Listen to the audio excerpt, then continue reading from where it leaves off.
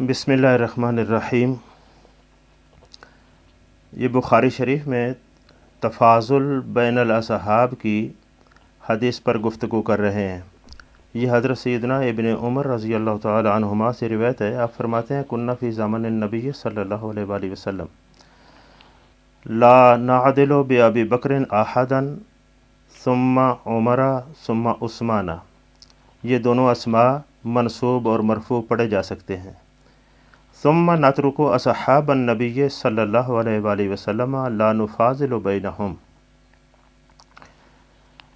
हज़रत इब्न उमर रज़ी अल्लाह तआला अन्हु फरमाते हैं कि हम हज़ूर अलैहिस्सलातु वस्सलाम के ज़माना अक़दस में, यानी आपकी हयात ज़ाहिरी में, हज़रत सैयदना अबू बकर सिद्दीक़ रज़ी अल्लाह तआला अन्हु के बराबर किसी को नहीं करार देते थे।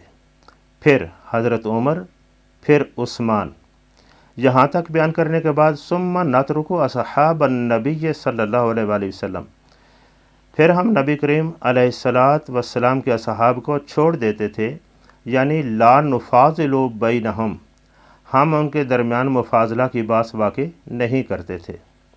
एक तो ये हुआ, इसको इमाम बुखारी ने किताबुल मनाक़िब में और सैयदना उस्मान गनी रज़ी अल्लाह तआला अन्हु के मनाक़िब के अंदर जो है वो बयान किया है। इसी तरह इससे कबल एक हदीस किताबुल मनाक़िब में ही बयान की है हज़रत मोहम्मद बिन हनफिया से। उन्होंने हज़रत सैयदना अली मुर्तज़ा रज़ी अल्लाह तआला अन्हु यानी अपने वालिद गिरामी से पूछा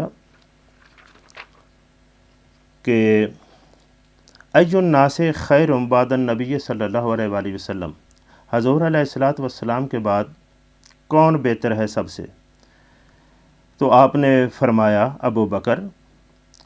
मोहम्मद बिन हनफिया कहते हैं, मैंने पूछा सुम्मा मन, फिर कौन है? तो आपने फरमाया उमर। व खशीत व यकूला उस्मान, मुझे ये खदशा हुआ कि अब वो उस्मान कहेंगे। तो कुल तो मैंने यूँ सवाल किया, सुम्मा अंता, इसके बाद फिर आप? तो इस पर मौला अली करमल्लाहु वजहुल करीम ने इरशाद फरमाया, मा आना इल्ला रजुलुम मिनल मुस्लिमीन, मैं तो एक मुसलमानों में से एक आदमी हूँ। ये बुखारी में ये दो रिवायात वारिद हुई। मुफ़ाज़ला की बात जिस पर होती है, एक तरतीब, यानी तरतीब फ़जीलत की बुनियाद जो है वो इन्हीं अहादीस पर जो है वो मबनी है। इस पर हम थोड़ी सी बात करना इस हवाले से कि ये जो लफ्ज़ हैं सुम्मा नतरुकु असहाबन नबी सल्लल्लाहु अलैहि वसल्लम ला नुफ़ाज़िलु बैनहुम, फिर हम नबी करीम अलैहिस्सलातु वस्सलाम के असहाब को छोड़ देते थे, उनमें मुफ़ाज़ला नहीं करते थे। ये दोनों बुखारी की रिवायात हैं और मिशकात में भी मौजूद हैं। अब इस पर पहली बात तो ये है कि अगर इस बुनियाद पर, इसका माना ये हुआ कि हज़रत सैयदना सिद्दीक़ अकबर और हज़रत उमर और हज़रत उस्मान के बाद मुफ़ाज़ला तर्क कर देना चाहिए। मुफ़ाज़ला यानी तर्क वो कहते हैं ला नुफ़ाज़िलु बैनहुम, हम उनमें मुफ़ाज़ला करते ही नहीं थे हज़ूर अलैहिस्सलातु वस्सलाम के असहाब के माबैन। इसके बाद यानी 3 हस्तियों के बाद हम मुफ़ाज़ला नहीं करते थे। तो अब इसमें सवाल ये पैदा होता है कि फिर चौथे नंबर पर मौला अली करमल्लाहु वजहुल करीम कैसे लाए गए, वो किस बुनियाद पर? पहली हदीस जो है मोहम्मद बिन हनफिया, उस पर पहले बात कर लेते हैं कि उसमें जो आपने कहा मा आना इल्ला रजुलुम मिनल मुस्लिमीन, उस पर मुहद्दिसीन ने वाज़ेह लिखा है कि हज़रत सैयदना अली मुर्तज़ा रज़ी अल्लाह तआला अन्हु का ये जुमला जो है वहाज़ा अला सबील तवाज़ु मिन्हु मअल इल्म बिअन्नहु हिन अल मसालत खैरुन नास बिला निज़ा।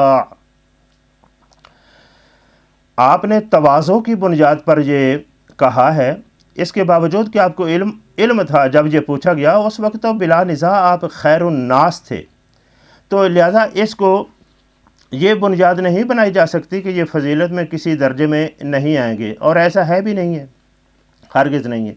इसके बाद ये मसला काबिल गौर है कि जो फरमाया गया सुम्मा नतरुकु असहाबन नबी, फिर नबी करीम अलैहिस्सलातु वस्सलाम के असहाब को हम छोड़ देते थे, यानी मुफ़ाज़ला नहीं करते थे, जबकि ये वाज़ेह है। ये तमाम शारहीन ने भी लिखा बड़ी वजाहत के साथ। انہوں نے کہا کہ اگر یہ مفاضلہ ترک کر دیا جائے تو اس میں تو نقض کثیر واقع ہوگا قواعد مقررہ پر۔ مثلا ان میں یہ علامہ کرمانی نے کہا کہ مثلا یہ ہے من تقدیم بقیت العشرۃ علی غیرہم و اہل بدر و بیعت رضوان و صحاب الہجرتین و نحوہم، یعنی یہ تو سب کو معلوم ہے کہ عشرہ مبشرہ کی تقدیم ہے دیگر پر، اسی طرح اہل بدر کی، اصحاب رضوان کی، اصحاب ہجرتین کی، تو یہ مفاضلہ یہ تو ہے۔ پھر نترک اصحاب النبی صلی اللہ علیہ وآلہ وسلم، اس کا معنی جو ہے وہ کیا بنے گا؟ اس میں میں آپ کے سامنے یہ ملا علی قاری رحمۃ اللہ تعالی علیہ ان کا یہ پڑھ رہا ہوں مرکات سے۔ یہ فرماتے ہیں کہ مفاضلہ جو ہوا ہے یہ بالخصوص ان لوگوں کے مابین مفاضلہ کا مطلب ہے، اور یہ مظہر کے حوالے سے کہہ رہے ہیں۔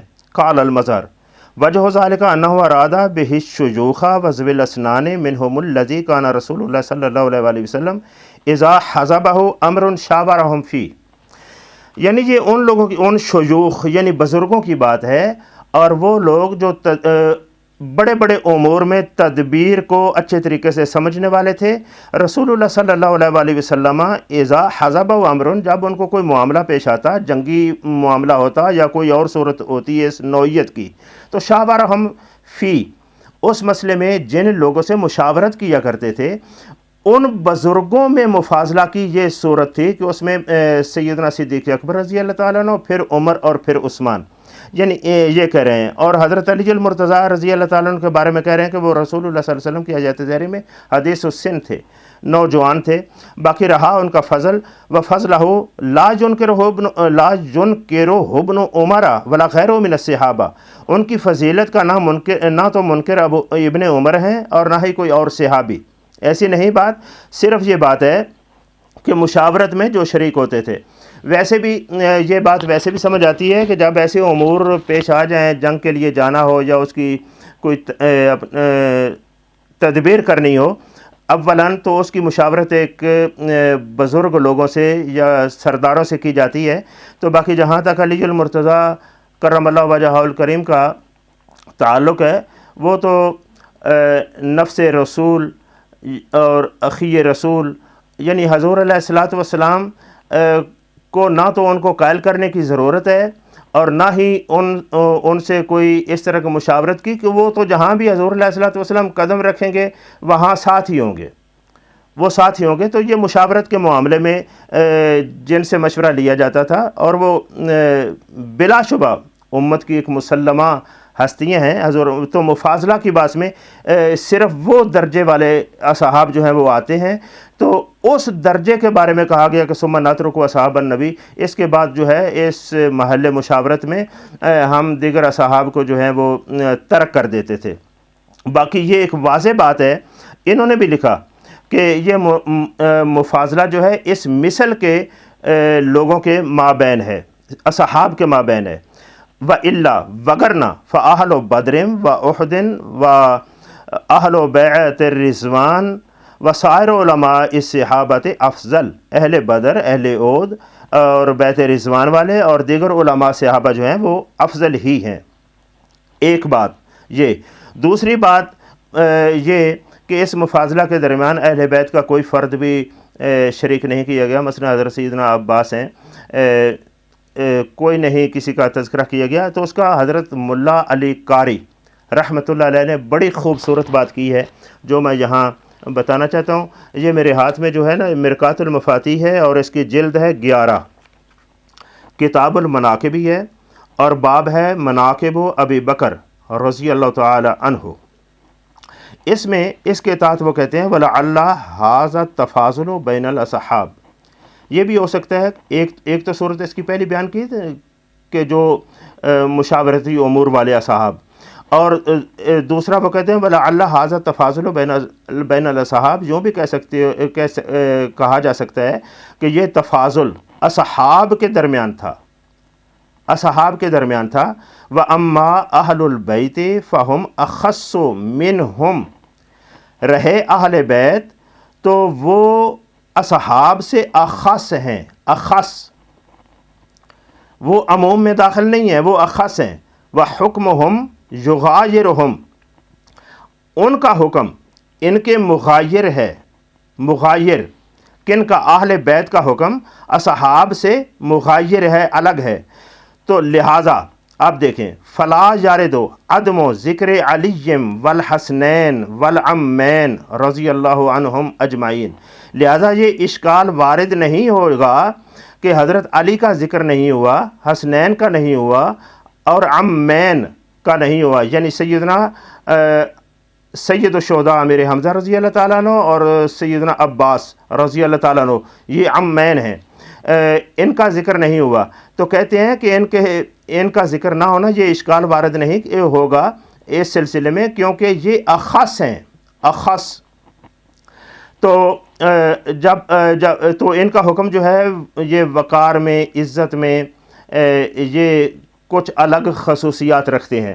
تو اس سے یہ معلوم ہوتا ہے کہ اصحاب کبار رضوان اللہ تعالی علیہم اجمعین اپنی نظر میں حضور علیہ الصلوۃ والسلام کے اہل بیت کو ایک مخصوص وقار والے، مخصوص احترام اور تعظیم و توقیر والے افراد ان کو گردانتے تھے، اور ان کو اس طرح کے اصحاب کے عمومی مفاضلہ کے درمیان شامل نہیں کرتے تھے، کیونکہ وہ اس سے بہت اخص ہیں۔ الحمدللہ رب العالمین۔ یہ ملا علی قاری کی تصریح کے ساتھ میں نے یہ بات جو ہے وہ واضح کر دی۔